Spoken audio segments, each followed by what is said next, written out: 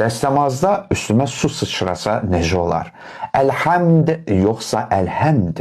Vələddallində bad hərfi neçə hərfdir? Qiblədən azacıq dönsəm nə olar? Məlik sözündə hansı k hərfidir? Kələm yoxsa karton? Birdən iynə ucu qədər yuyulmayan yer qalsa nə olar? Tez-tez mənə bu cür suallar verir. Məqsədim tənqid deyil, əsla. Gözəldir, bu suallar verilməlidir də. Belə insanlar bəzən qorxurlar. Məsələn, səcdə gedərkən gözümü yumum, yoxsa açıq saxlayım, rükuda hara baxım, birdən əsnəmək tutsa məni nə edim? Bir sözlə, yəni birdən elə şey edərəm ki, Allah qəbul etməz. Bu sadəcə vasvasalıqdır. Obsessiv, kompulsiv pozuntu. Əslində bu pozuntunun səbəbi din deyil, psixoloji durumdur. Nələrsə səbəb olub ki, adam vasvası olur. Bu heç. Məsələn, siz görmüsünüz ki, sədəqə verərkən kimsə vasvası olsun, birdən az verər amma, birdən niyyətim xalis olmaz, qoy biraz da artıq verim desin, yaxud birdən Allaha layiqli bəndə olmaram deyə fəlsəfi teoloji düşünsün. Niyə bu vasvasalıq bəsit dəstəmaz, qüsul, qiraət kimi şeylərdə təzahür edir?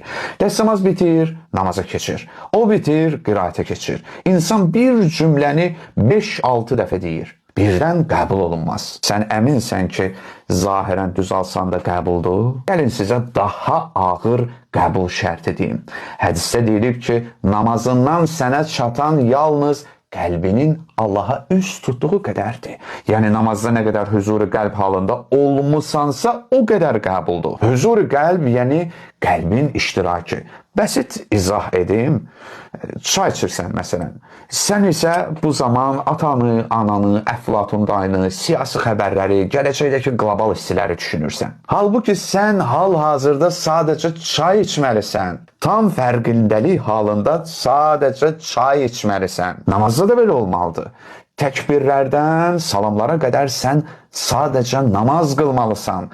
Tam fərqində olaraq qəlbin iştirakı ilə. Hədisdə deyilib, bəzən bəndənin namazının yalnız kiçik bir qismi, 3də biri, ya 4də biri və ya 6da biri, yəni namaz qılanın Allaha üst tutduğu qədəri dərgaha yüksələr. Allah qəflətdə olana bir şey verməz. Məsələ aydın oldu mu? İynənin ucu, bad hərfinin tələffüsü, rükuda əlimi necə qoyum, gözəldir bunlar. Amma daha çətin mərhələ var. Sualı bir daha verim. Sən əminsən ki, fiqhi qaydalara tam riayət etsən, namazın mütləq qəbuldur? Ya diqqət edəcəyin başqa məsələlər də var ki, onlar daha zəruridir.